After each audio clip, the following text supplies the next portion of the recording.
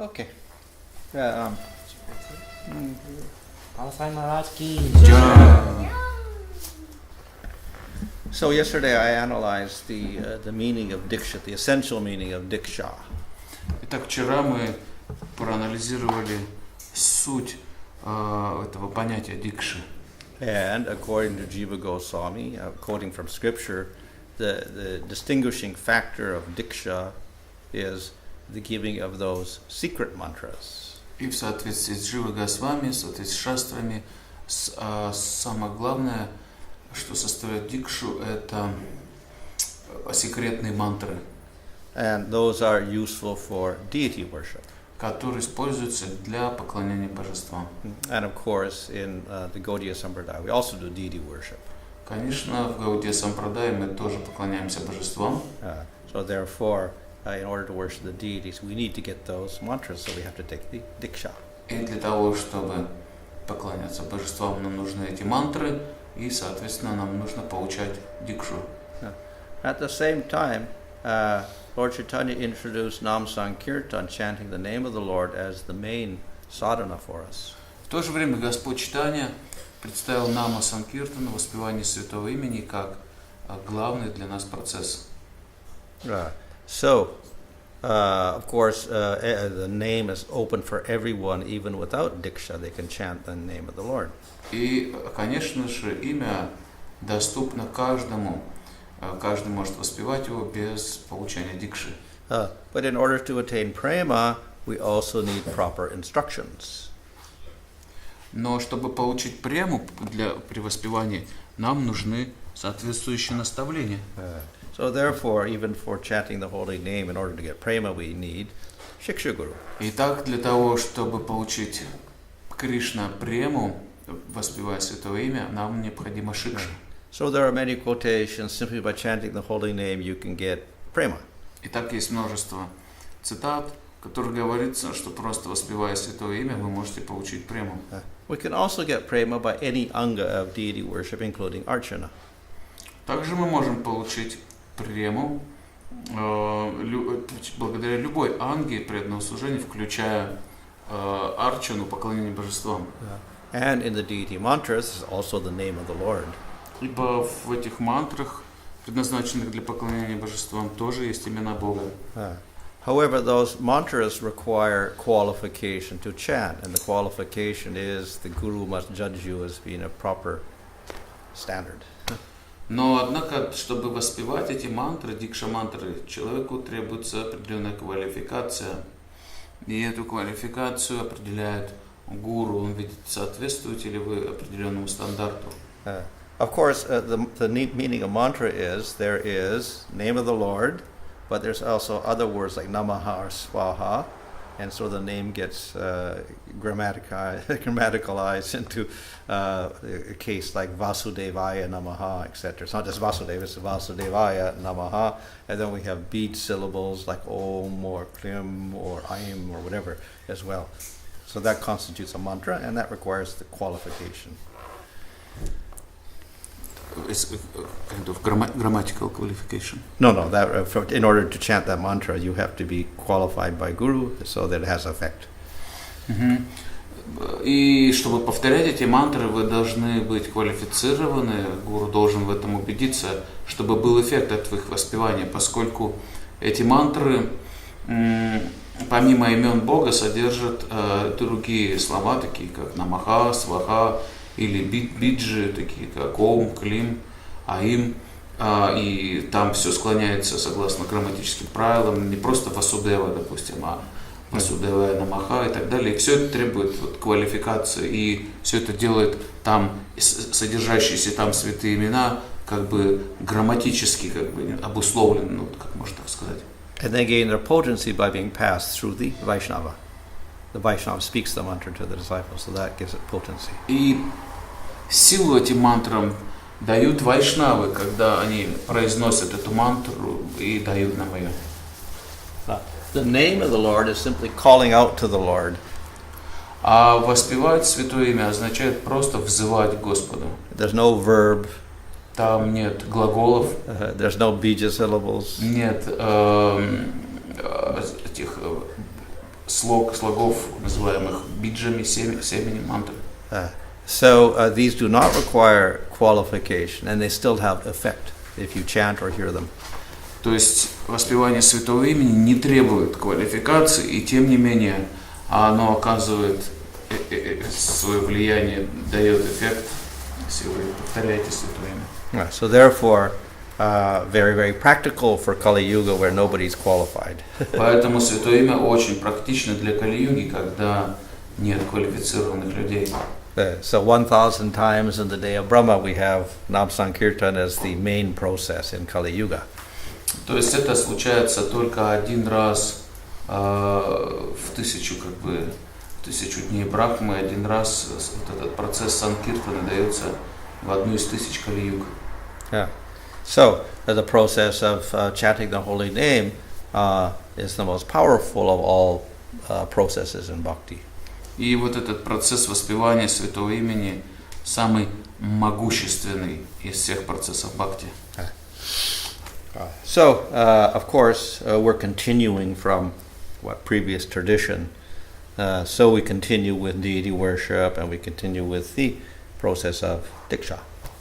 Итак, мы преемники предыдущей традиции, поэтому у нас есть и поклонение божествам, и процесс дикши.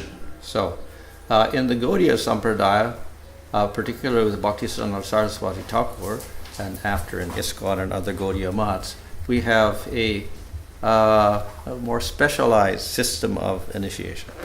И в традиции Гаудия вайшнавизма, вот после Бхактисиддханта Сарасвати, в ИСККОН и Гаудия Матхи, особый подход теперь к инициации.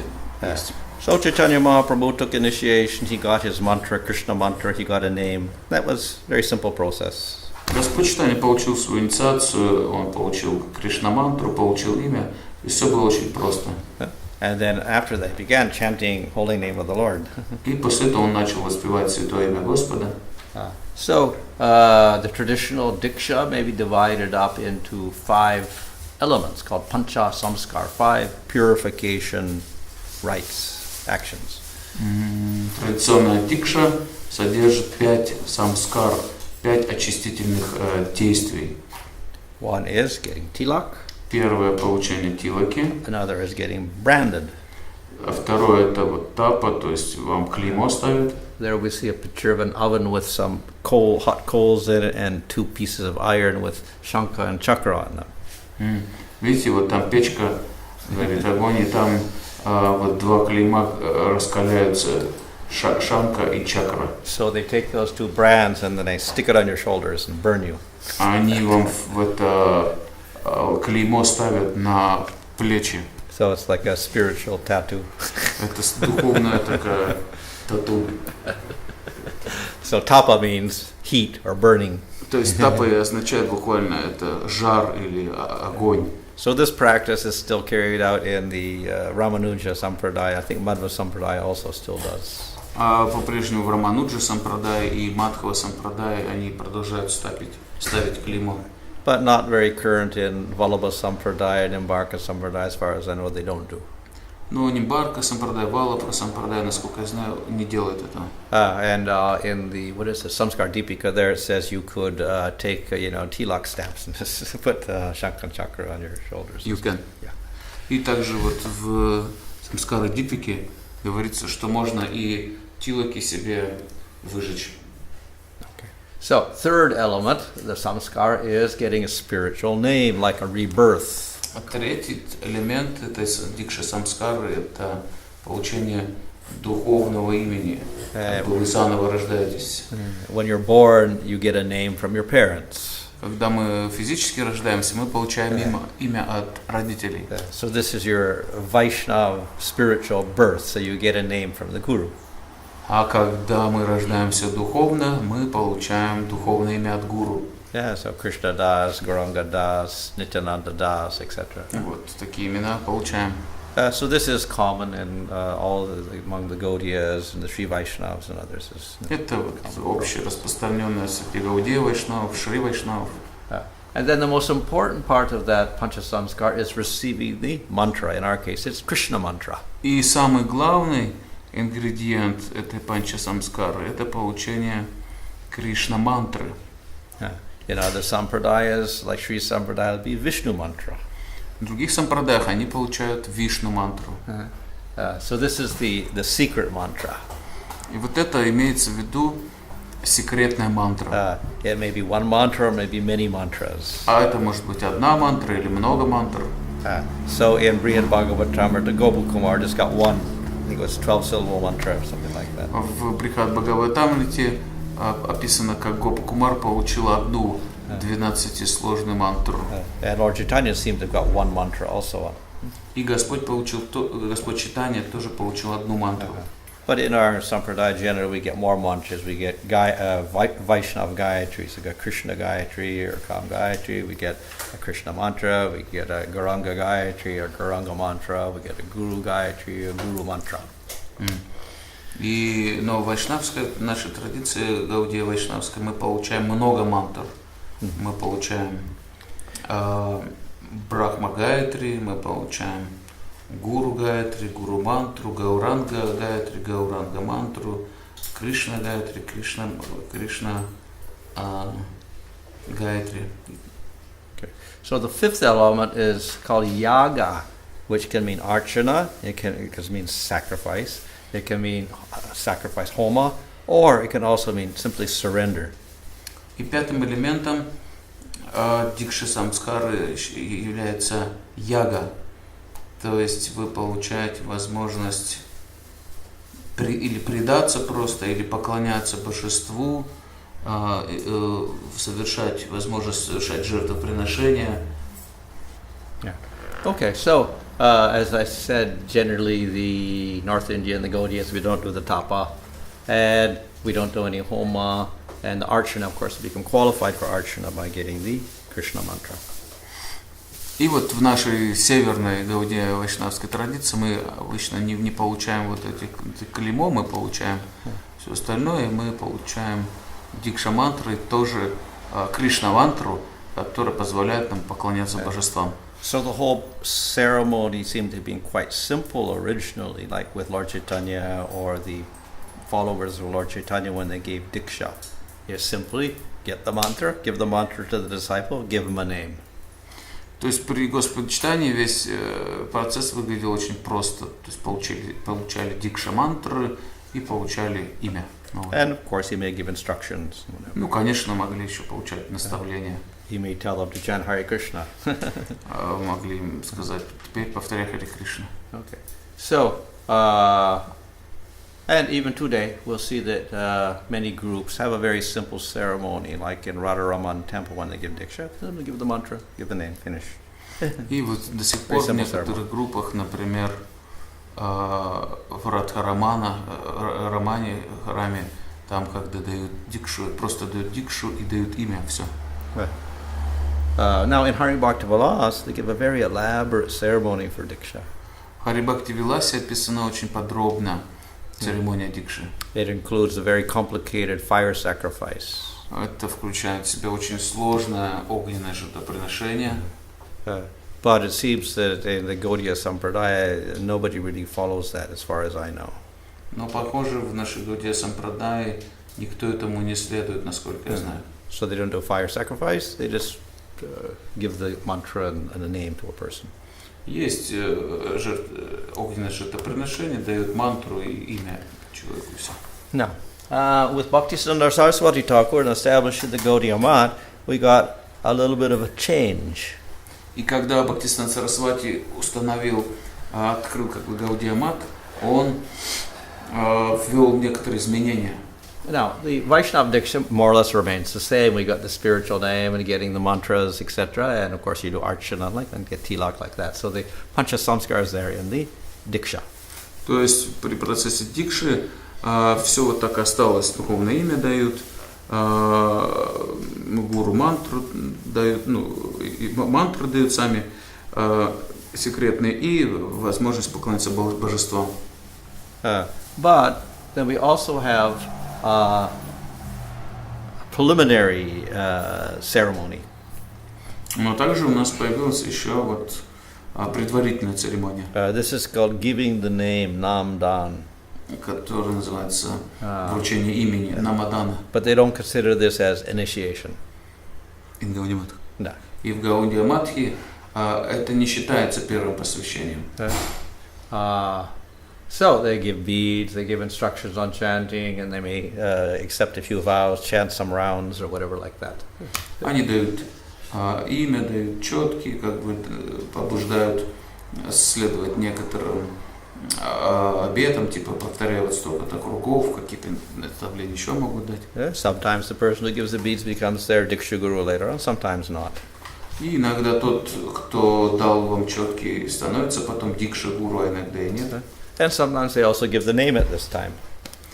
Like Krishna Das, Gauranga Das, they give a spiritual name. Yeah. И также они вот при этом дают духовное имя. But they don't consider this as initiation because the most important part, that is the giving the secret mantras, is the Diksha. Но при этом они не считают это настоящим посвящением, поскольку настоящее посвящение это дикши, когда вам дают секретные мантры. So previous to Bhaktisiddhanta Saraswati, this thing didn't exist, the Namdan part, only the last part. То есть до Бхактисиддханта Сарасвати вот этой первой части вручения имени не существовало, была только вот вторая часть вручения секретных мантр. Это называлось дикша. Okay, now we got another addition. И еще изменения у нас есть. This is Vedic Diksha. Есть Vedic Diksha.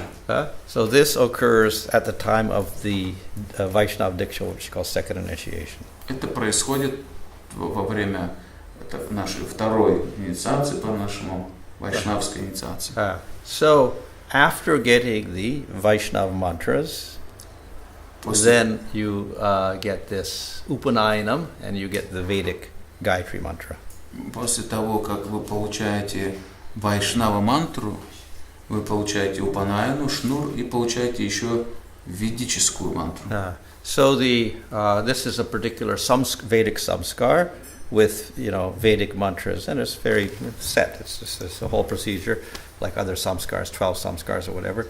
It's a set Upanayanam samskar with a Vedic sacrifice, and in that sacrifice you get the Vedic Gayatri mantra. Swaha, etc. При этом проводится жертвоприношение ведическое, и дается вот эта ведическая мантра Ом Бувах Сваха и так далее. So traditionally, this was done completely independent of Vaishnava Diksha. Whether you're a Vaishnava or not, if you're upper caste, Vaishya, Kshatriya, Brahmana, then you would get this when you're a 5-year-old or 7-year-old. И традиционно вот эту ведическую мантру давали и проводили жертвоприношение огненное, независимо от того, являетесь ли вы вайшнавом или нет. То есть, когда вам исполнялось 5 лет, и если вы принадлежите к высшим кастам, браман, кшатри и вайшя, вам давали вот этот шнур. For instance, Lord Chaitanya, when he was a young boy, he got his Upanayanam, he got his thread, he got his Vedic Gayatri mantra. Вот Господь Чайтанья, когда был маленьким мальчиком, он получил свой шнур и получил ведическую Гайатри мантру. And Krishna, he's a Vaishya, so when he went to Mathura, then he was kind of like a Kshatriya also. Anyway, they arranged for his Upanayanam and he got his thread, etc.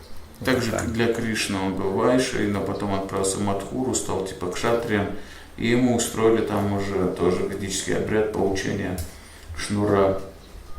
So Bhaktisiddhanta Saraswati attached this to the Diksha ceremony for a certain reason. И Господь Чайтанья, He put them together in one и, ceremony. вернее, Бхактисиддханта Сарасвати совместил эти две вещи, то есть ведическую мантру с получением вайшнава мантры в одну церемонию дикши, второй инициации по определенным причинам. There was a challenge from many Brahmanas that the Gaudiya Vaishnavas, unless they are Brahminical, should not worship the Shalagram Shiva. Был вызов от ведических браманов, смарта браманов, таких кастовых Гаудия Вайшнавам. В том он заключался, что пока вы не получили браманическое посвящение, вы не можете поклоняться шалограмма Шилам. They even held a huge debate in Bengal at one time, and they called all sorts of scholars and smartas and Vaishnavas from Vrindavan and Bengal, and they had a whole discussion about whether Gaudiya Vaishnavas, if they're not Brahmanas, should worship the deity. И они даже большие дебаты устроили в Бенгалии, созывая туда всех смарта браманов, ученых, вайшнавов с Вриндавана, с Бенгалии. И предмет был такой: могут ли вайшнавы, Гаудия Вайшнавы, если не браманы, поклоняться божествам. So in the Bhagavatam, there it says, if one is a dog eater or a very low class person by birth, if they once purely chant the name of the Lord, then they become qualified to do the sacrifices that a Brahmana usually performs. В Бхагаватам есть утверждение знаменитое о том, что даже если человек родился в семье собакоеда, но если он хотя бы раз чисто произнес святое имя, он получает право совершать жертвоприношения, которые могут совершать браманы. This is also quoted in the Nectar of Devotion by Rupa Goswami to show that bhakti destroys all karmas. Это также цитируется Рупой Госвами в Нектаре преданности, чтобы показать, что бхакти разрушает всю карму. So therefore, Bhakti Siddhanta Saraswati Thakur's reason that when you're getting initiated, then you are a Vaishnava, and obviously you will be chanting the name of the Lord purely. So therefore, I will also give the Upanayanam Samskar, because you're qualified for whatever a Brahmana can do. И причиной Бхактисиданта Сарасвати, как бы его побудительным мотивом к тому, что он сделал, было то, что если вы вайшнав, вы воспеваете чисто святое имя, то автоматически вы можете делать все то, что делают браманы, то есть вы выше брамана автоматически. So here we have an addition, because technically before all this, before the Bhaktisiddhanta, the whole Upanayanam and the Gayatri mantra, Vedic Gayatri, was completely separate, done by the family. But here with Bhaktisiddhanta Saraswati, he tacked it onto the Vaishnava Diksha with the Vedic fire sacrifice. Итак, еще раз, традиционно это была отдельная церемония, когда вручали шнур, давали ведические мантры, а Бхактисиданта Сарасвати это объединил с Дикша инициацией, когда давали секретные мантры, и также жертвоприношение огненное ввел. So we find there's some modifications of the whole Diksha, Vaishnava Diksha, because we got this addition of a Vedic Diksha in there. That's так, one modification. Итак, вот одна из нововведений, инноваций, модификаций, которые вел Бхактисиданта Сарасвати, то есть во время дикша церемонии, и также вам давали ведическую дикшу, давали шнур и все такое. We get this division with the Namdan and then the Vaishnava Diksha. И еще и разделили на две инициации. Первая вам дают Намадан, святое имя, а вот вторая это уже инициация. And one of the Pancha Samskars, or two of the Pancha Samskars, end up in the Namdan, and the other parts in the. И получается, две из вот этих дикша самскар перешли наверх, когда вам дают имя, и Тилаху там дают вам имя. So, this getting the Vedic Gayatri is to show that we're more qualified than a Brahmana. The goal is not to make us into Brahmanas. The goal is to show we're superior to the Brahmanas. Цель наша не в том, чтобы стать браманом, наша цель даже быть выше, чем браман, и поэтому автоматически добавили ведическую Брахма Гайатри, предназначенную для браманов. And even if we don't get that Brahma Gayatri, but we have the other deity mantras of Vaishnava Diksha, we're qualified for deity worship. И даже если мы не получали бы вот эту ведическую мантру Брахма Гайатри, которые совместили с дикшей, у нас все равно же есть дикша мантры секретные для поклонения божествам, мы все равно можем поклоняться божествам. But because of criticism from the Smartas, they said, actually, okay, we'll also have threat because we're superior to the Brahmana. So, и из-за критицизма вот этих смарта-браманов Бхактисиданта Сарасвати ввел и эту церемонию получения шнуров. Вот у нас тоже есть шнуры, мы тоже, браманы, можем поклоняться божествам. Yeah. So we find with Bhaktisiddhanta was a little modification of Diksha. And then when we come to ISKCON, we get further modification. И так Бхактисиданта Сарасвати ввел вот эти нововведения в церемонию Дикши, а теперь в ИСККОН у нас дальнейшие изменения произошли. So in ISKCON we call the first one also Diksha, which they don't do in the Gaudiya Math. First initiation. Yeah. И в ИСККОН мы стали называть даже первой инициацией тоже Дикшу, Дикша, чего не делают в Гаудия Матхе. And we also add a sacrifice here. Мы также добавили к первой инициации жертвоприношение, чего нету в Гаудия Матхе. Yeah. And then, of course, in Diksha we get the same as Gaudiya Math. We get the Krishna mantras and the Archana, etc. И также, во второй инициации у нас, как и в Гаудия Матхе, есть Кришна мантры и Арчана. Yeah. Возможность совершать Арчану уже в законе. Yeah. So, now, traditionally, as said in Gaudiya Math, they do an Upanayinam samskar with the Vedic sacrifice, etc., and get the Gayatri mantra. Now, what ISKCON does is,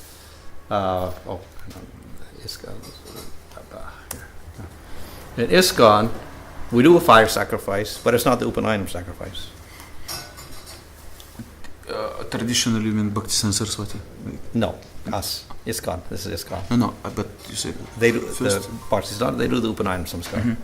То есть Бхактисиданта Сарасвати добавил к Дикше Упанаяна Самскару, получение ведической мантры, а мы, and in ISKCON we have fire sacrifice, but it's not Vedic. Огненное жертвоприношение, но оно не ведическое. It's the same sacrifice we do for the first initiation. Оно такое же Вайшнава яги. Yeah, it's just pranam mantras basically. Оно такое же, как не ведическое, а как и при первой инициации огненное жертвоприношение, вайшнавское огненное жертвоприношение, когда произносятся пранама мантры. And of course, we give the Vedic Gayatri mantra, but we also give it to women even, and they don't do that in the Gaudiya Math. И мы даем также при этом, при втором посвящении ведической Гайатри мантры, и также это делается даже для женщин, чего не делают в Гаудия Матхе. So women can get the other mantras, that is the Vaishnava mantras, but not the Vedic Gayatri, because traditionally women don't become brahmacharis. In Gaudiya Math. Well, even in the Vedas, traditionally you don't see women becoming brahmacharis. And no, I mean, Vaishnava mantras for women given. Yeah, the Gaudiya Math gives, but they don't give the Vedic Gayatri to the women. Женщинам в Гаудия Матхе не дают ведическую Гайатри мантру, но дают Вайшнава Гайатри. Это делают потому, что женщины традиционно никогда не могли быть как брахмачари в особой категории такой. So, and also in ISKCON, then in the first initiation, we put an emphasis upon vows. So you follow regular principles, chant 16 rounds, you vow loyalty to the movement, loyalty to Krishna, loyalty to Guru, etc. So we put quite a bit of emphasis on the vows. И также в ИСККОНе довольно сильный акцент на обетах при первой инициации сделали. То есть мы даем обеты, вот 4 принципа, 16 кругов, верность ИСККОН, верность Гуру. Okay. So, and we can summarize it like this. We call this first initiation, and then we have vows, plus we have a fire sacrifice. Then we have second initiation with Krishna mantra Archana. Then we have Vedic Gayatri with a fire sacrifice, which isn't Vedic, plus the women also get it. Вот это как бы итог. То есть при первой инициации в ИСККОН дают тилоку, имя, дают обеты и проводят жертвоприношение вайшнавское. При втором посвящении дают уже Кришна мантры секретные, есть право заниматься арчаной, и дают ведическую Гайатри мантру, при этом проводят жертвоприношение, но не ведическое, а вайшнавское, также и для женщин. So, any questions so far? Вот сейчас вопрос есть вот на этом моменте? Can you clearly define? So we have Krishna mantra, Vaishnava mantra, and Vedic mantra, yeah? Three Yeah. types. Can you say So we have. which mantra is which? So we have. We have Krishna mantra, Vaishnava mantra, and Well, Krishna is a And- mantra. and- They're all, it's a Vaishnava mantra. Krishna mantra is a Vaishnava mantra. same. Yeah. Well, Vaishnava mantras includes Krishna mantra, Gauranga mantra, Kam Gayatri, Gauranga Gayatri, Guru mantra, This Guru is Gayatri. This is all Vaishnava mantra. It's all Vaishnava mantra. Vaishnava or Krishna? Huh? Is it Krishna or Vaishnava mantras same? Well, I assume Krishna is the main one is the Krishna mantra, but they're all Diksha mantras, This as is called- opposed to the Vedic Gayatri And there is and the first Harinam, one. which are not, First one is Vedic Gayatri. which is not part of Vaishnava Diksha. That's Vedic Diksha. So from the 7 of our Gayatri mantras, first is Vedic Gayatri mantra. Yeah. Then the rest is And the rest Vaishnava is Gayatri, Vaishnava Vaishnava Gayatri. mantras. All Krishna's mantras are the same. Well, we just call it like, Vaishnava mantras. They're all Vaishnava Vaishnava mantras. Diksha mantras. They're all So, Diksha mantras. Totally we have only two divisions, yeah? Vedic Gayatri And Vaishnava. And Vaishnava Gayatri. Only two. Vaishnava, yeah. Ага. Я просто уточнил для себя, что поскольку часто термин используется, чтобы была ясность полная. Вот. Те, кто знают вот эти 7 мантр во второй посвящении, которые мы получаем секретные, из них первая Брахма Гayatri, это считается ведическая Гayatri, а все остальные это Вайшнава Гayatri, не ведические. Так разделяются. So everybody's clear? Всем понятно это? Я, может, немножко слушал. В чем разница между Вайшнавой яги и ведической яги? What is the difference between Vaishnava Yagya and Vedic Yagya? Well, we don't really have a scriptural basis for this Vaishnava Yagya. We just chant the pranam mantras usually and offer fire into the sacrifice. That's how it started. You know, Prabhupada just took some powder and sprinkled it around, and then he chanted pranam mantras with putting ghee in this thing. So that was like the improvised first sacrifices like that. It's based on that. Then a few devotees went back to the Samskar Deepika and they added a few other mantras to that. Made a little tradition out of it. Basically, its basis is pranam mantras again. You mean there is no So it's not Vedic. description of Vaishnava mantras in the scripture? Not that particular format that we do. No. No.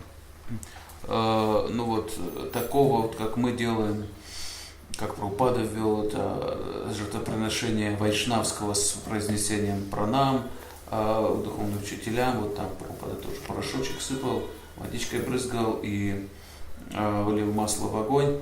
Такого в писаниях нету вообще. Вот. Это вот считается вайшнав. И уже сделали самскара дипику, туда добавили еще каких-то мантр. Вот это считается ведическим огненным, вайшнавским огненным жертвоприношением. То есть ведической нету мангалачараны. And what about Vedic?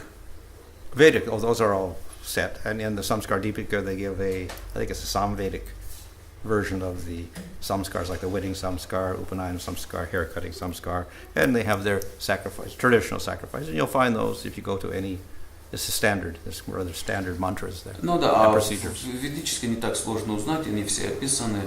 Это стандартные такие яги для, например, свадьбы, для получения шнура, для обрезания волос и так далее. То есть их нетрудно узнать. And he said that there is no, как ты сказал? Мангалар? There is no Mangalar Charan mantras in Vedic sacrifice. Fire sacrifice. No. Да, нет там Мангалар Charan. Вайшнава яги, она больше, да, чем ведическая. Ведическая, то есть она получается меньше включает, чем Вайшнава. Да? То есть туда добавили больше. Меньше мантр ты имеешь в виду ведическая? In the Samskar Deepika, there is a section, I think, near the end where they have like a Vaishnava Homa, where they offer, to all the Vaishnavas, starting with Nanda Maharaj and Yasoda and all the Brahmanas and Vraj and all the Asasakis and Astamanjaris and the Dhamma and this Dhamma, and then all the Panchatattva, they do a, Swaha, Swaha, Swaha for each one.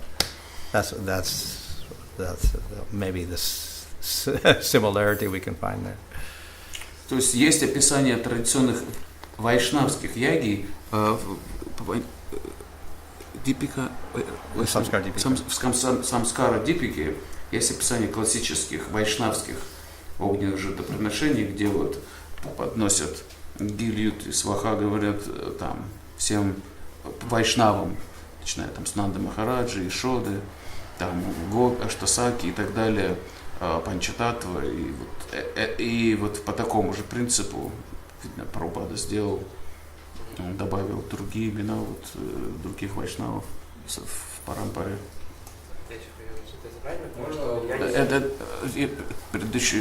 And so it means Vaishnava fire sacrifice become bigger by quantity of mantras, or Vedic fire sacrifice is more bigger. I mean more mantras included. Oh yeah, like the Upanayana is a very long ceremony. It goes on for 2 hours or something. Vedic is longer. All sorts of different rituals, and chanting mantras and whatever. Yeah.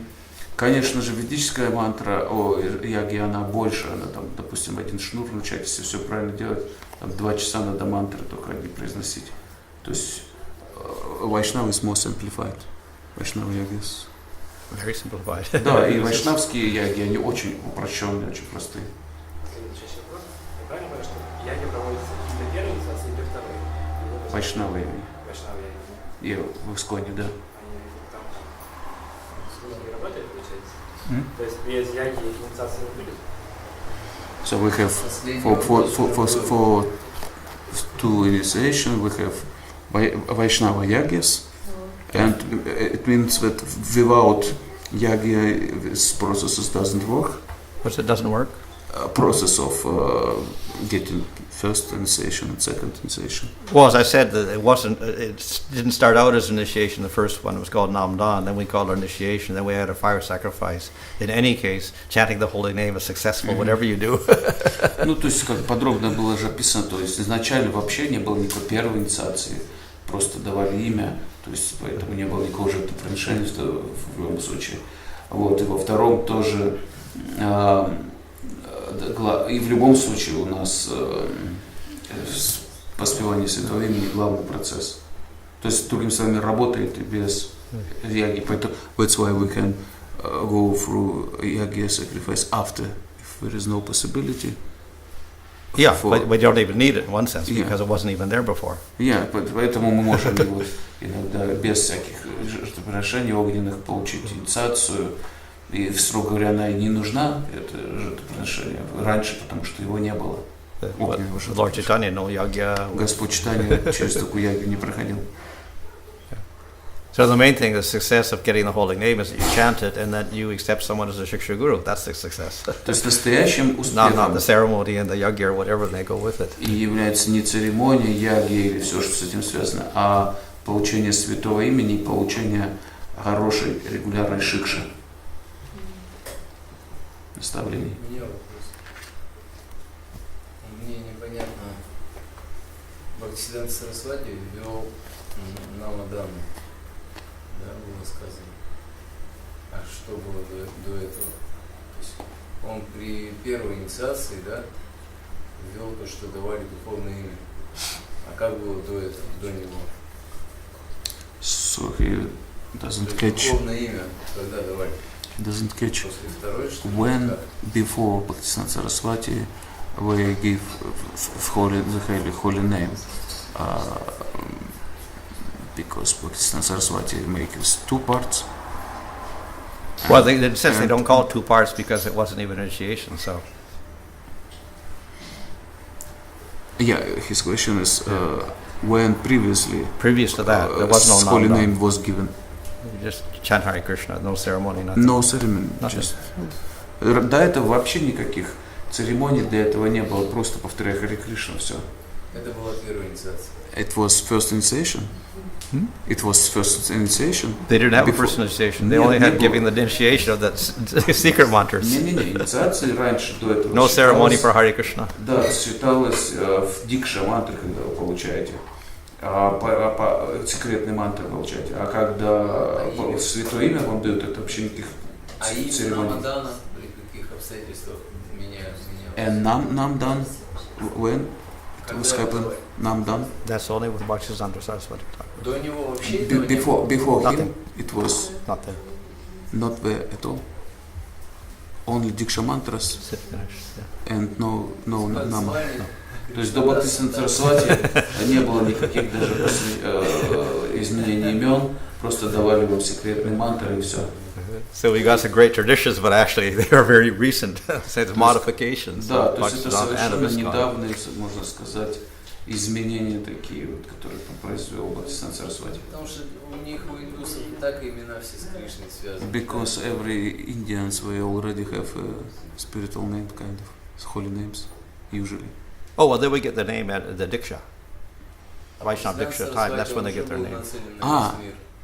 Yeah. Traditionally. Yeah. Не, еще раз. Имя давали во время, мы же уже проходили. Одна из 5 вот этих самскар давали имя когда давали секретные мантры. Имя давали.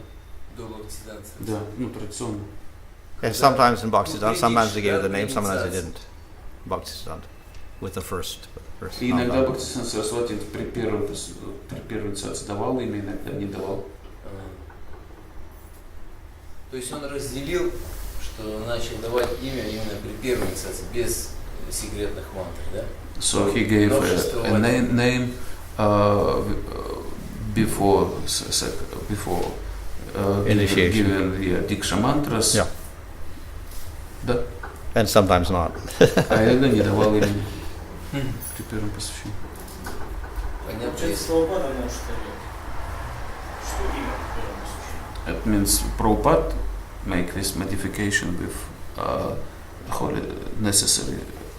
You take a holy name Nandana in first initiation. So because Bhaktisiddhanta Saraswati can give or cannot give. He did sometimes, sometimes Yeah. didn't. Either way, either but way. Prabhupada is He gave. like Put it in the first obligatory. only. Yeah, yeah. Да, Прабхупада да, всегда давал имя. И можно вопрос по вчерашнему? То есть в самом начале у нас как бы были такие фундаментальные вопросы, да? То есть, и, по-моему, ответа так и не было. Они будут или? То, что первая инициация, она как бы более важна, и второй момент, что настоящая инициация – это вторая инициация. И какой все-таки ответ? So, question about yesterday topic. Will you give a clear answer to this question? Which initiation is considered more important? It would depend on the person. Зависит от человека. If we're emphasizing holy name over mantra, the deity mantras and the deity worship, then obviously first, isn't it? Если мы подчеркиваем But важность yeah. святое имени над как бы поклонением божествам, над этими секретными мантрами, то тогда, конечно, для вас самое важное это первое посвящение. But technically speaking, the second is the initiation in terms of scripture, when you get the deity mantras. А технически, просто говоря, второе посвящение это инициация как такова, когда вы можете уже поклоняться этими мантрами божествам. Святое имя, я его могу повторять и без инициации. But I can chant holy name without in first initiation. Of course. Да. So the name does not need initiation. И в чем-то So that's why the Gaudiya Math doesn't call it initiation at all. Имя вообще не требует инициации, поэтому еще раз, вот в Гаудия Матхе по-прежнему они не, когда дают имя, а святое нам дано, это, они не называют это инициацией. We could say that it's a formalized acceptance of a Shiksha Guru in the Gaudiya Math. In the Gaudiya В Math. Гаудия Матхе это формальное принятие шикша-гуру происходит. Ну, а в чем тогда смысл ИСККОН? But, Принятие метода первой инициации. but what is the point that we have this more strictly system of first initiation in ISKCON? What is the point? Yeah, what is the point if in Gaudiya Mathe they don't have such a... Well, we give more emphasis to chanting the holy name, I suppose. That's what it means. Я думаю, это так в ISKCON, потому что мы такой сильный акцент делаем на воспевании святого имени. Мы хотим подчеркнуть важность этого. Ну и плюс мы даем обеты сразу. Plus we give us our vows. The vows, yeah, with the vows, we give more importance to it. Да, то есть мы и обетам тоже придаем большое значение. So you notice at the beginning I gave two quotations of Prabhupada. One he says, first initiation you should consider to be more important. And then another he said, well, second initiation is the real initiation.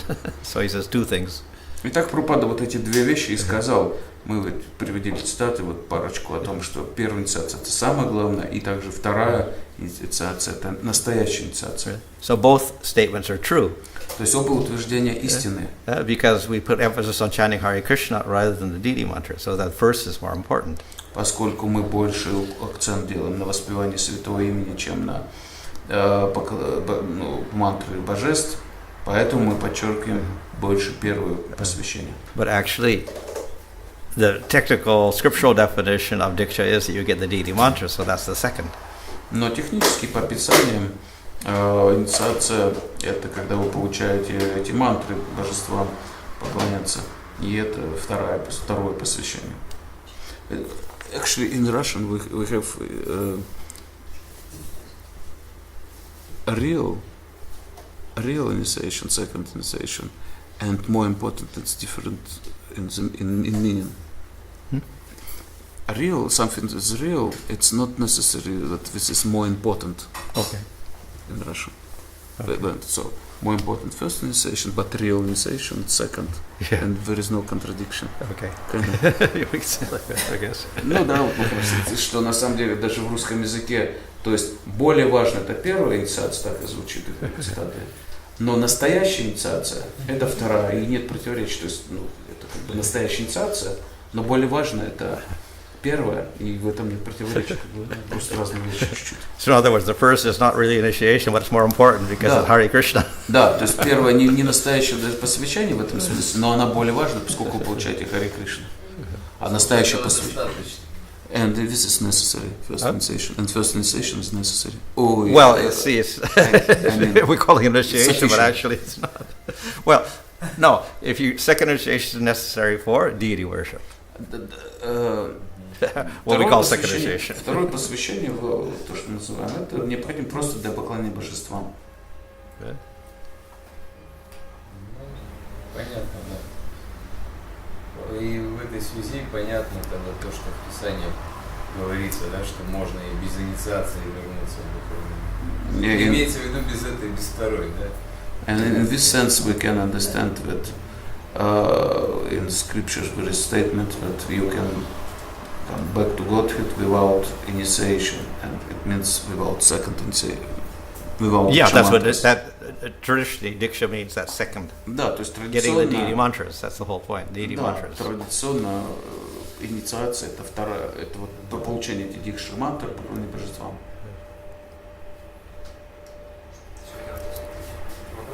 То есть эти формальности, там, яги, там, еще что-то, это нужно больше для того, чтобы человек сформировалась, так сказать, самскара, да, вот, какое-то воспоминание, эту жизнь, что я вот вошел, да, вот, придать особое значение тринадцатого имени. То есть мы получаем, вот яги проводим, это все красиво, и человек вспоминает важное тринадцатого имени. При первой инициации? Да, при первой яги, вторая, зачем яги нужно? Сейчас только яги. Просто человек отпечаталось, иметь формальный оттенок просто для красоты. And in this sense, what is the meaning of two fire sacrifice? Maybe it's because for make some impression, good samskaras Possibly. through whole life. Everything is very beautiful and so on. The why fire?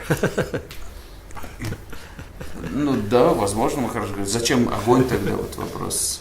То есть это не играет никакой роли такой, ну, то есть это не так. Оно все равно работает и без этого. То есть получается так, без красоты. I say it like in the Gaudiya Mat, or traditionally Diksha is simple ceremony, no fire sacrifice, just give the mantra. Вот That's видите, it. картинка, вот это традиционная, традиционная ведическая церемония вручения мантр, никаких огненных жертвоприношений, ничего.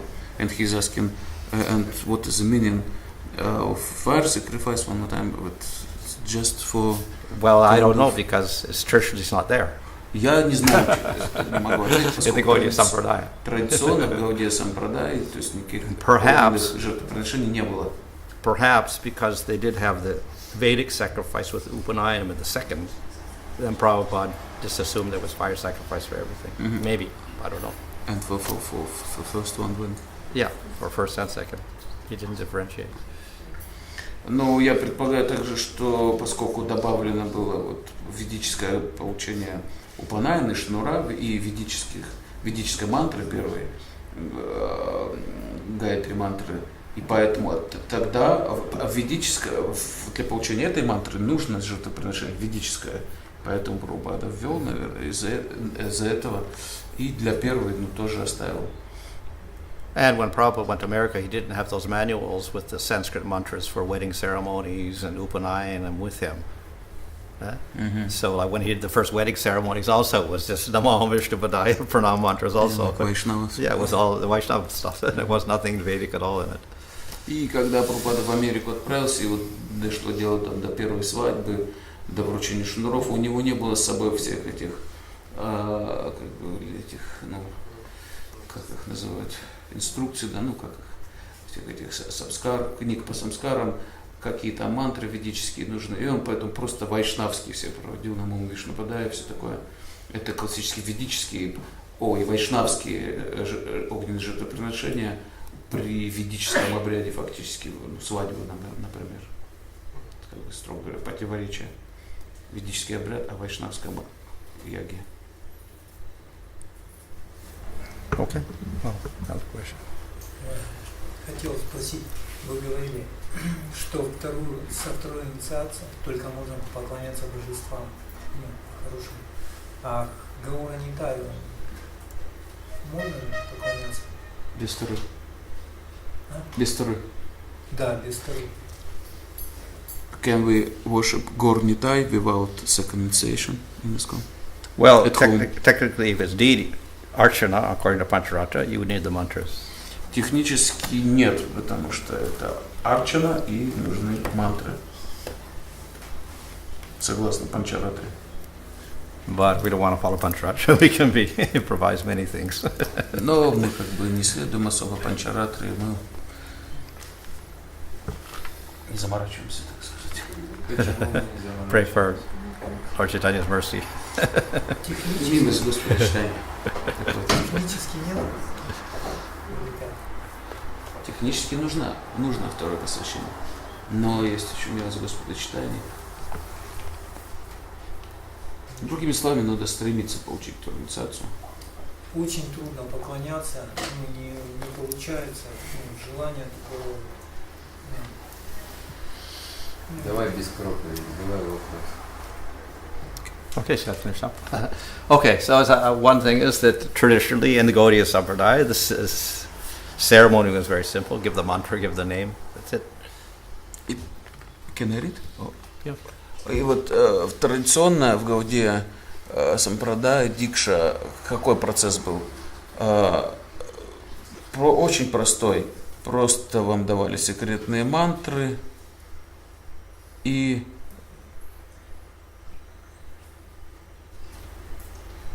вот и все. То есть это и была настоящая дикша. Yeah, so we see this with Gopal Kumar. He got the mantra from the Guru disappeared, that was it, finished. He didn't even get a name. И вот эта картинка, как Гоп Кумар от своего гуру получил секретную мантру, и гуру потом просто исчез даже, и ему даже имя не дали духовное.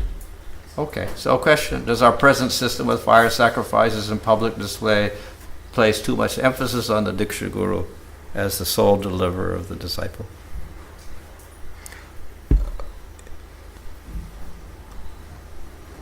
Вопрос такой. Наша нынешняя система с этими жертвоприношениями огненными и вот этим всем публичным, как бы таким, этой церемонии такой публичной, она слишком подчеркивает важность Дикша-гуру как единственного освободителя своего ученика. So, should we proceed with the method we have now? Should we simplify it according to previous tradition? То есть вопрос, должны ли мы вернуться более традиционным вещам, которые были, или делать то, как Прабхупада это сделал со всеми нововведениями. Okay, so this is another little section. Who to surrender to? Who's the main person we worship? И следующий раздел – это кому мы предаемся, как главная личность, кому мы должны поклоняться. So we may have two different gurus. First initiation guru, second initiation may be different. Who do we worship more? Do we worship the Diksha guru more than the Shiksha guru? Do we worship founder Acharya more than the Diksha guru? Кого мы должны уважать больше и поклоняться гуру, который дает первое посвящение, второе посвящение, или Шикша гуру, или основателю Ачарьи. So, according to scriptures, we give equal respect to Diksha and Shiksha guru. В соответствии с шастрами мы должны одинаково поклоняться Шикша и Дикша гуру. So we respect them, we serve them with devotion. Мы их уважаем обоих и служим с преданностью. And with their permission, we worship the deity. И с их разрешения мы поклоняемся божествам. Now, the Shiksha guru may also be Diksha guru. И, конечно же, Шикша гуру для нас может быть и нашим Дикша гуру. Or there could be two different gurus, one just the Diksha mantra and someone else giving teachings and guidance. Или это могут быть разные преданные. Один дает Дикша мантры, а другой дает нам больше Шикшу наставления. So at present ISKCON, there may be Shiksha gurus, but generally the Diksha guru is the one that gets the most worship, the most donations, the most obedience. И традиционно сейчас у нас в ИСККОН такая культура, что Дикша гуру получает больше поклонения, больше пожертвований и больше, ему больше подчиняются, чем другим. But scripturally, his real function as Diksha guru is to give those deity mantras. Но согласно Писаниям, вот единственная функция Дикша гуру это просто дать вот эти мантры для поклонения божествам. Yeah. So the problem is that if the Diksha gets so much respect, he also gets power. И проблема здесь в том, что если Дикша гуру так много поклоняются, то он и обретает власть определенную над преданными. So then it'd be very difficult to keep the system that Prabhupada had with the GBCs and temple presidents and devotees under them intact. И тогда трудно поддерживать ту систему, которую представил нам Прабхупада, вот, что есть GBC, президент храма, которому подчиняются преданные. То есть ведь Дикша гуру как бы врываются в эту схему как бы особо и создают такую дисгармонию, как кажется. So at the present time in the GBC there is an attempt to somehow put more emphasis upon Prabhupada. И сейчас вот GBC старается акцент сделать больше всего, подчеркивать важность Прабхупады для всех нас. And there is some scriptural evidence of this or proof. И есть доказательства этому из Писаний.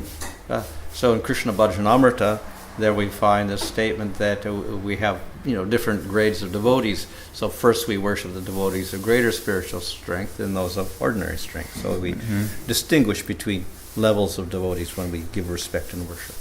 То есть вот в Кришна Баджанамрите говорится, что что касается уважения или поклонения преданным, то мы должны прежде всего поклоняться тем преданным, у которых больше всего духовной силы.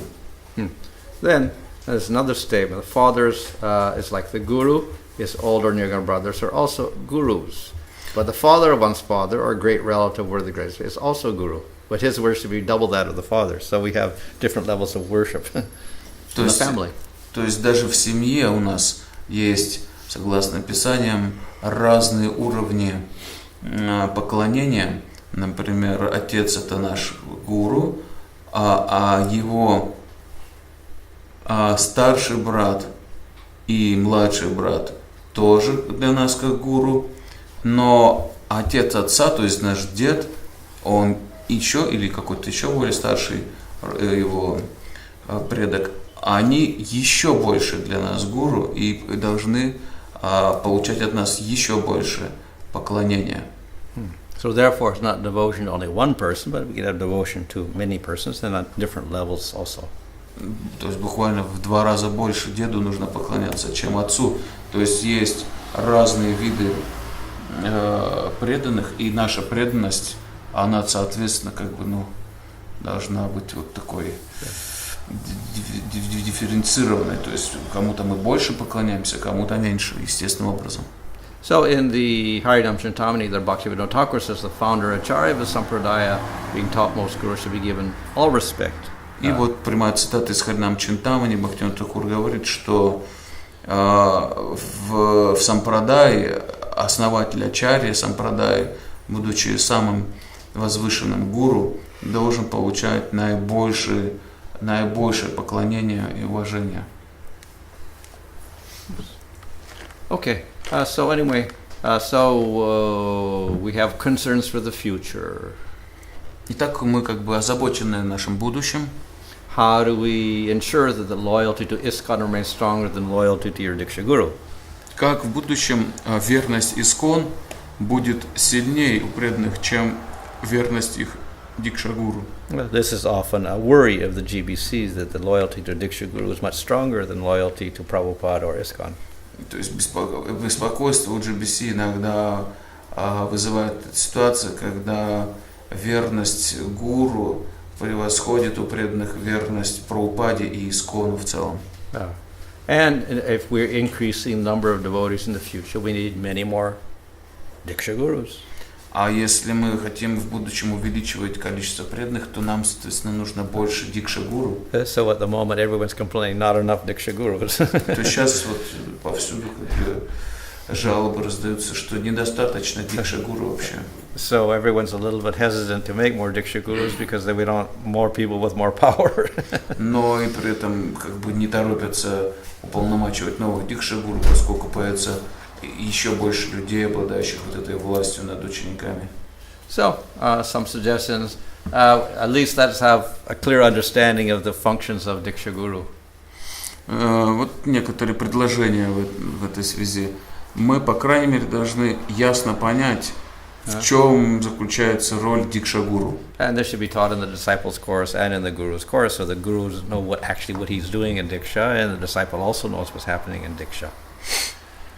То есть вот в этом курсе ученик в ИСКОН, в частности, на других курсах, нужно четко понимать, что делает Дикша-гуру во время Дикша-инициации и что получает ученик во время этой инициации. We must also have a clear understanding of the importance of staying within ISKCON and contributing to its unity. Это third one, yeah? Yeah, number 3. А третье, это мы должны ясно понять важность оставаться в ИСКОН и все прилагать усилия по сохранению его единства. Ученик, вот эти отношения гуру-ученик, это не единственное отношение внутри ИСКОН. So our committee in the GBC wrote a thing called Lines of Authority, so the devotee should also understand those concepts. И вот комитет при GBC, он выпустил вот этот документ известный, линии власти в ИСКОН. Мы должны понять их, то есть вот это административная власть и духовная власть в ИСКОН есть, мы должны четко понимать их взаимоотношения. So as far as Diksha Guru and Diksha is concerned, we can analyze it like this, scripturally speaking. The most important part is the secret mantras for deity worship. И вот что касается Дикша-гуру, This is Diksha. прошу прощения, что касается Дикша-гуру, то вот согласно Писаниям, вот все его функции крутятся вокруг секретной мантры. We have all these other things around it, like the first initiation, second initiation, fire sacrifice, being a brahmana, getting shiksha, loyalty to Diksha Guru, etc. All these other elements are also there, but the scriptural thing is the giving the secret mantras. This is the meaning of Diksha-guru. Yeah.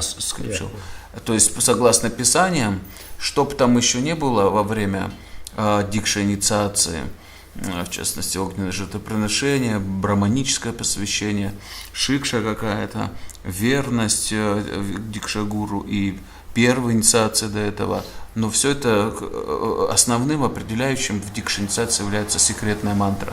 So why, of course, we can say, why do we want to change anything? Тогда можно спросить, зачем что-то менять. But we see already change was made with Bhaktisiddhanta, change was made with Prabhupada also. Но мы видим, что уже изменения сделал и Бхактисиданта Сарасвати, и Прабхупада. Okay. So there are 5 principles of success: how you treat the public, treatment of the members of your group, measuring the results you're getting, innovation, you got to change something, and establishing systems. These are 5 elements of success. Вот есть принципиальные 5 вещей, которые считаются принципами успеха любой организации. То есть, прежде всего, она анализирует, как она на публику воздействует, взаимодействует с публикой, внешним миром. Потом, второе, как она обращается со своими членами организации. Третье, она регулярно должна результаты как бы подбивать. И четвертое, вот выделено, ведь должны быть обязательно нововведения какие-то, изменения. Смысл. И пятое, это должно быть систематически, то есть системная работа должна быть. Okay. So, do we need to change anything in Diksha or not? Итак, нужно ли нам изменения в Дикше или нет? We're going into the future generations, and it says here, we have to innovate. So, should we innovate Diksha or not? То есть, как здесь сказано, нужны изменения, инновации, но должны ли мы в будущем вводить какие-то изменения или нет? One problem now we have more and more devotees, less and less gurus. Сейчас такая проблема, что преданных становится все больше, а дикша-гуру их все меньше. Another is all these Diksha gurus have so many disciples they can't take care of them. What do we do? А другой момент, что у этих дикша-гуру очень много учеников, и они физически не могут обо всех позаботиться достаточно. Что же делать? Public. We have to cater to the public, yeah? So, but then public, as in the modern society, they don't like authority structures. They don't like authoritative gurus. They don't like people telling them what to do. Что касается вот взаимоотношений с публикой, с внешним миром, то людям, как правило, не нравится сейчас, когда есть какой-то человек такой, который будет над вами сильно доминировать, будет говорить вам, что делать.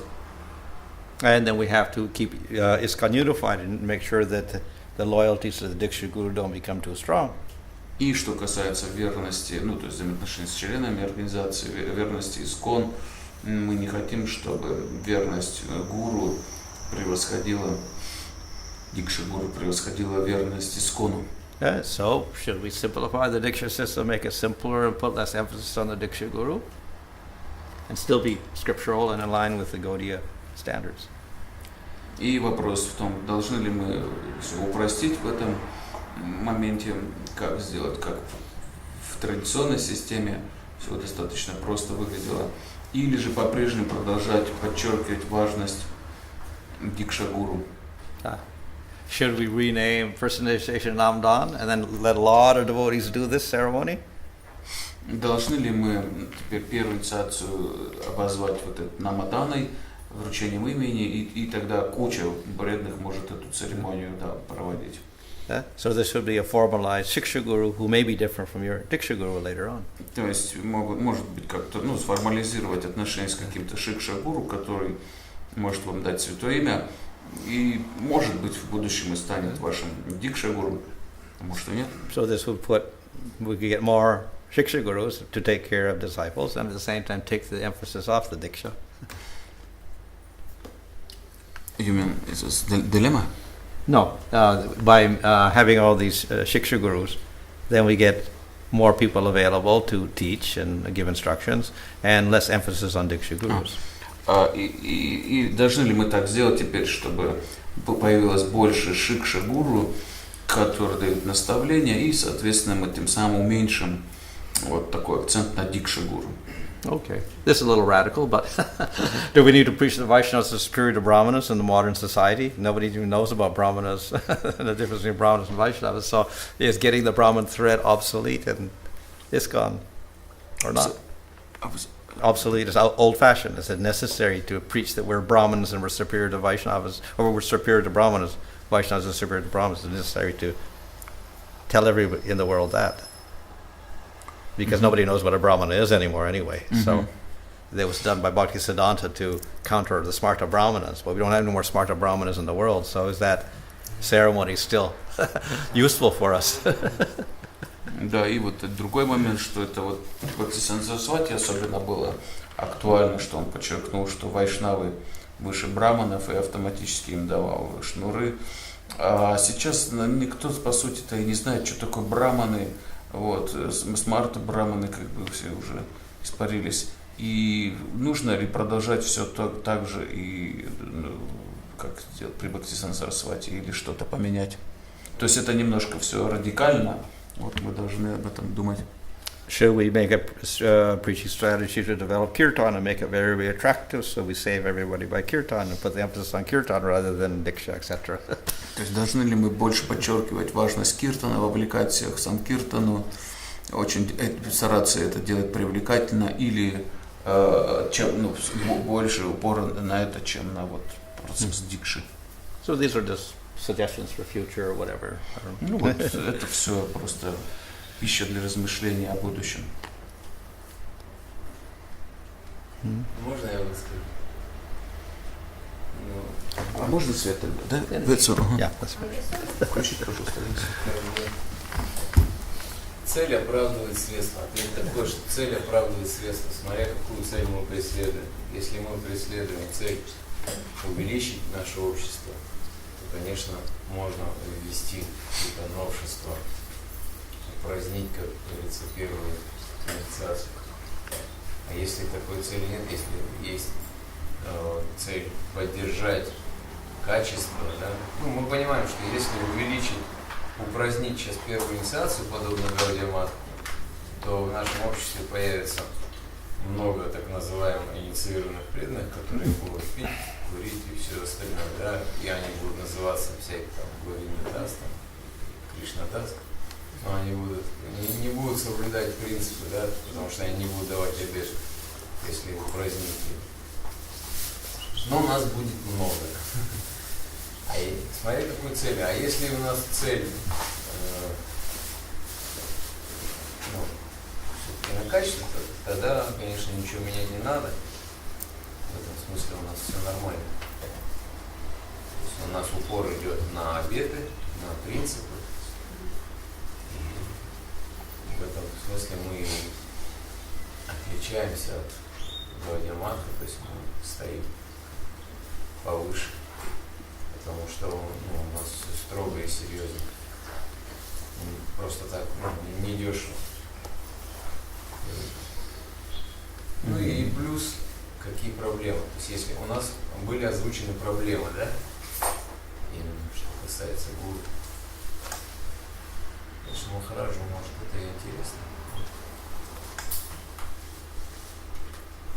Можно еще добавить, да, что Прабхупада сказал, даже если один станет воистину преданным, да, я буду считать, что моя цель достигнута. Ну, то есть как бы за качество, как будто за количество не гонится. So his thoughts about this, that if it's famous saying that gold is justified the means. Gold is justified the means. If we have goal. Yeah, because then the means should correspond to get to the goals. No? Yeah, okay. And if our goal is make more devotee like Gaudiya Math, Okay. and we do some innovation in first initiation, and do like them, of course we quite soon we can get so many devotees like Krishnadas, Govindadas, who will still smoke and drink and so on. Like we see in Gaudiya Math. Yeah, okay. And but if our goal is make everything strong, like Prabhupada said. Well, both. It's both actually. Make more devotees, but make strong devotees and pure devotees. So we can do both. Ну да, понятно, хорошо, сразу эту мысль все уловил. А у нас цель, на самом деле, обе, не одна или та, или другая, а у нас сделать больше сильных преданных, цель вот такая. Плюс сразу вижу, будет как бы дискриминация небольшая. То есть есть преданные, которые дали обет при первой инициации, да, и будут какие-то преданные, и между ними по-любому будет какой-то конфликт. And will be potential conflict in these two groups of devotees, one who previously gave the vows for regular principle, for example, in first initiation, and those who in old-fashioned style, and new one who will not give any No, they vows. could have vows also for Shiksha Gurus. Нет, Same vows. они тоже будут давать при первом посвящении Дикши Гуру, Only те же Shiksha Guru. Шикша Гуру, только Шикша Гуру, те же самые обеты. Те же обеты, это Шикша будет. Same vows, but Yeah, why to not? Shiksha Why not? Guru. Maybe Почему нет? maybe more vows even. Может еще даже больше обетов сделать. Another thing is that, you know, these are different levels, but there could be other levels of devotees also, lesser levels like this, and leading up to that, you know, the Namdan or whatever. You know, so it's a very broad base. Like even now, we allow so many people to come to the temple. They may not be following all the principles or whatever, but we encourage them. So we have different levels of devotees anyway already. But to us we don't have this kind of official, but Shiksha, a kind of Shiksha initiation. First one. Yeah. To us who's less. Yeah. So And possibly official first we could have initiation more official levels also. Yeah, that's another with thing. vows only for Yeah, serious. yeah, but we could have other levels also, just like we now have this whole thing with Krishna Sevak and different levels also. So it Ну, could be нас- formalized more, whatever, if you want to. These are just suggestions of us. So. Ну, на самом деле, да, еще раз, то есть серьезным преданным можно давать вот эти обеты Шикша Гуру при первом посвящении, а остальных преданных тоже подтягивать, но у нас уже эта система есть, вот там Кришна Свак и так далее, вот как Бхакти Врикша. А это тоже все преданные, их тоже всех вдохновляют, о них заботятся, но им официально Намадану не дают. Вот как при первом таком посвящении, который Шикша Гуру будут давать с обетами. Already we have chant one round and follow 3 regulative Да, то principles. есть это уже есть, человек повторяет один Chant круг, 4 допустим, rounds, chant 6 три, rounds, там, chant 8 три- rounds, chant три- 12 rounds, три chant 16 круга rounds. повторяет, ну и так далее, все комбинации. Такое есть уже.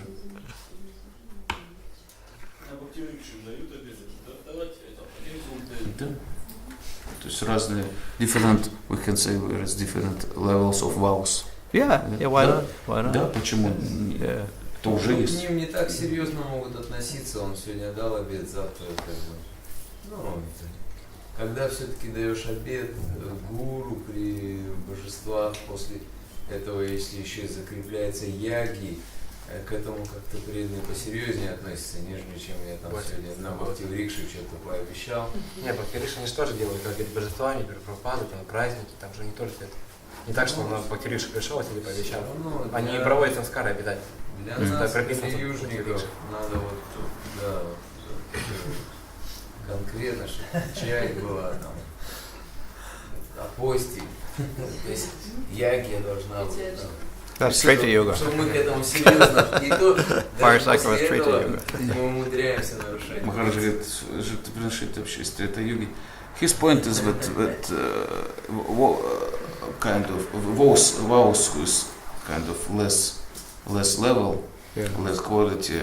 It's not devotee may not consider very seriously, but this when you get like a first initiation with fire, with deities, with vow and so on, it's more just encouraging and more impressive. Could be. But why fire sacrifice? I don't know. Why fire? For impression, he said for. Yeah, but why fire?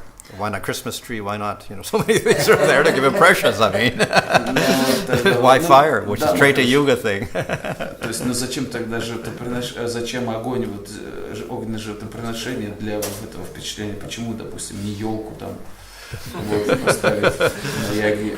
То есть, зачем вещь из тритоюжная вещь такая, жертвоприношение огненное? Потому что там подключаются боги, Там demigods и символы. in one lecture I listened to Prabhupada say that the guru should not be like a fashion. People should accept a guru. Who needs a guru is a person who really wants to go back home at the Godhead. Therefore, he should accept a guru. Somebody serious that he understands. I don't want to stay in the material world anymore. I want to go back to God. Therefore, I need a guidance. I'm sincerely honest. I want to go back to God. He needs a guru. It's not a fashion like, oh, my guru is better than your guru. My guru is fatter than your guru. Or my guru is more beautiful. My guru has more disciples. My guru has a Ferrari. I don't know what. I don't know. You know, it's like now it can become a fashion of guruship. Ну, Ганга Прабхуда вот подчеркивает этот момент Прабхупады, который часто говорит, что гуру должен принимать только тот, кто очень серьезен относительно проблем жизни и хочет вернуться домой к Богу, а не должно быть это предметом моды. Вот гуру все принимают, и я тоже приму, и мой гуру более крутой, чем твой, у них больше учеников, он более толстый, он более красивый, у него Феррари и все такое. То есть гуру должен, то есть гуру вообще подход должен быть очень серьезный. Ну, этот момент он подчеркнул. Вопрос. Вот хотел спросить про видение. То есть получается, Бхактисиданта Сарасвати он вел видение только как противовес нападкам Смарта Брамана, да, чтобы все ликвидировать. Прабхупада он внес изменения, потому что он приехал в Азабу, тут нужно тоже люди другие, подход другой должен быть. То есть и теперь дилемма, то, что времена меняются, и сейчас тоже люди другие, поэтому у нас теперь вопрос, да, нужно ли менять. So is it correct understanding that Bhaktisiddhanta Saraswati changes was due to this challenge from Smarta Brahmanas? Seems so. Prabhupada's innovation due to new obstacles, circumstances, Western circumstances, and now we also have different times. We should do something. Perhaps. I'm not saying we should, but you know, these are, as said there, innovation is necessary to survive and be successful. So, should we don't have to, but should we also innovate in Diksha also, and in preaching also, or should we just keep everything as it was 50 years ago? Perhaps, то есть, возможно, вот это так, как вы говорите, потому что, еще раз, один из принципов успешно продолжающей функционировать организации, это нововведения обязательно должны быть. Или мы должны все оставить как прежде. То есть это вопрос. То есть сейчас проблема в том, чтобы называть Дикши гуру все так же Дикши и поменять это, то есть значение. У нас есть явление, это первая, вторая инициация, да, и по сути Дикши гуру только на второй инициации становится. То есть дилемма в том, что называть ли первую Дикши или Шикши.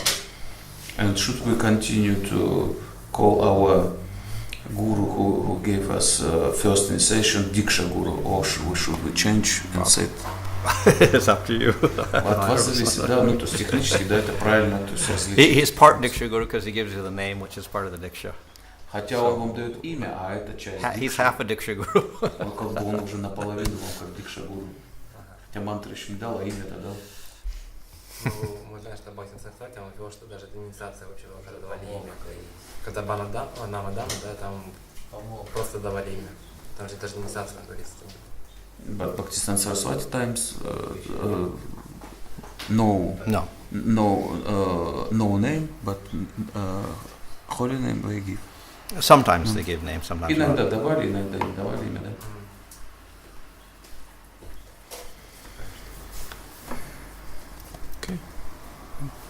Еще хотел такая, то есть суть такая, как мы сохраним силы, в том, что мы будем следовать Писаниям, то есть в чем проблема, что изменить.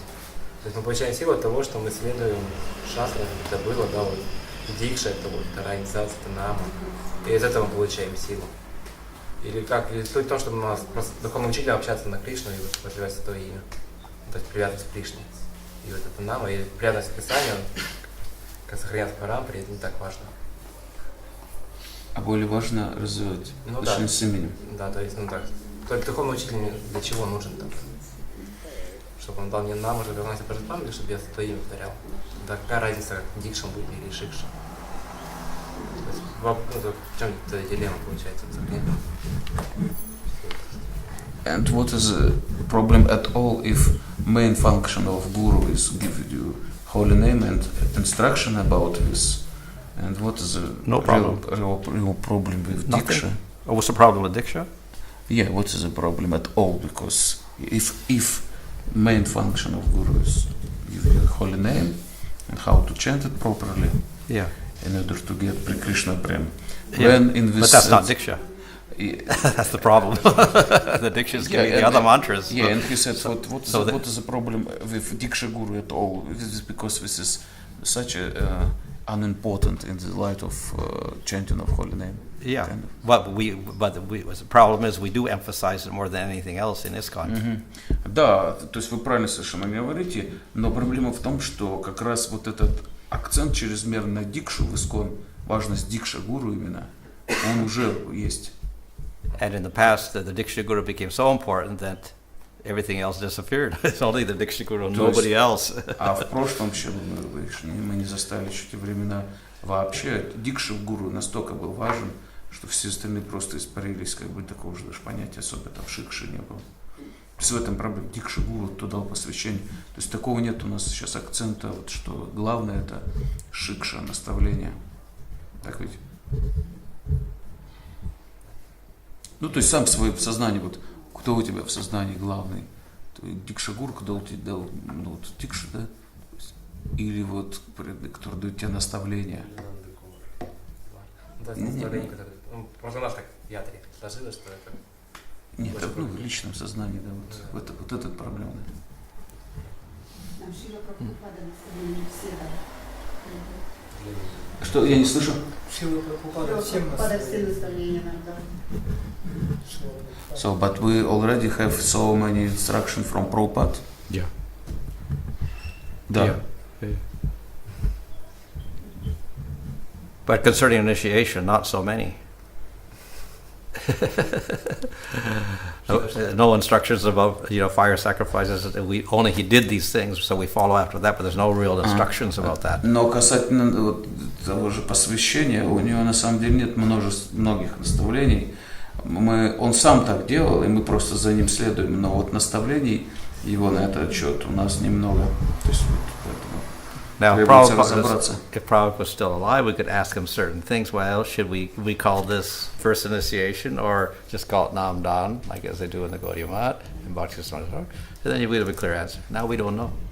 Вот если бы сейчас Прабхупада был, мы бы его спросили, должны ли мы так же оставить, как сейчас, или как бы Гаудия Матхи сделать намадан просто такой, и он бы все нам раскидал.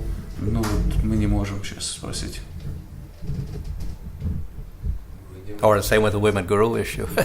То же самое спросили бы просто. If you just simply go to Prabhupada, you want some women gurus now? And he could say yes or no, but we don't know because he didn't appoint any women Diksha gurus, but then he said, oh, there can be women Diksha gurus like Janava, so he made statements like that, but then he never appointed any at that time, so people are a little doubtful one way or the other. То же самое касательно Дикша гуру женщин, непонятно, мы бы сейчас его спросили, потому что, хотя он говорил теоретически, что женщины тоже могут быть Дикша гуру, вот Джахна Вимату приводил пример, и других, но сам при этом не назначил ни одну женщину Дикша гуру. Тоже непонятно. Вот еще один из вопросов там был то, что может ли ученик при живом Дикша гуру давать Дикшу? То есть вопрос как-то есть какие-то варианты решения? Или так и все, и так и достается просто вопросом? Ну, он же говорил, что в режиме не разрешил до конца. And a question about this given initiation with living guru. Yeah. Although you said that it still doesn't solved. No. But already it's done. Somebody. Yeah, exceptional cases are there. Да, то есть, хотя еще не разрешили, но уже исключительные какие-то случаи есть. Дают живому гуру некоторые посвящения. I think Jayadavaita Swami is their disciple or whatever. And Shri Ram Swami's disciple was there. There's a few. Есть, да, вот случай. У Прабхупады есть, да, наставление, потому что он приводит пример, что как в Индии учитель может обучать один учитель, там сотни учеников, что он старшим рассказал, а они передают младшим. То есть кто-то так учится, а он также обучает других. Почему это, в принципе, нельзя применить на дикше? То есть Прабхупада там же тоже, он объяснял, приводил примеры, да, что один учитель, он же живой, вот, меньше ученики, которые, что-то уже знают, они могут других обучать. Они обучают других. Такой же принцип нельзя применить в дикше. Ты хочешь эту проблему сейчас решить? Я просто прочитал. And regarding this question, Prabhupada said that one guru, he can teach so many disciples through his senior disciple. He kind of given them power, way, teach other, and so on. Yeah. So why it's not possible that living guru gave this, how to say, order? Okay, you teach, you become guru. Well, teaching is one thing, and being guru is another. Diksha guru. Ну да, то есть это обучение это одно, о чем Прабхупада там говорит. Everybody can teach, there's no problem about that. То есть это не проблема обучать, все могут обучать, а вот быть уже дикша-гуру это другое. It's about giving the diksha, but then the diksha, most people don't understand even what it is, and I'm saying it's only giving that mantra. So to give that mantra, what's the big deal? То есть быть дикша-гуру, большинство людей не понимает, что это такое, они думают, что это что-то такое крутое вот в этом смысле. Хотя дикша это просто дать мантру и все. Такая получается неразбериха в головах. То есть люди, если им дадут посвящение, да, вот дикшу, они ж гуру начинают превозносить вот очень сильно. Хотя истинный смысл дикши инициации — это получить мантры. То есть достаточно просто.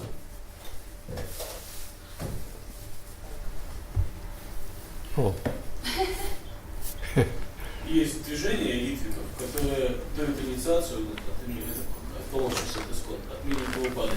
Создается они грань между нами и ритвиками, если вы видите. Что, если что, в конце? Если что, в конце. Нововведение. So will we be like Ritviks if we do all this innovation maybe in future? No, because the Ritvik means that Prabhupada gives you diksha through a tape. That's what it means. У них, у Ритвиков... And gives you a name, well, the name he can't give, so you give your own name or something like that. Give you your own name? You choose your own name.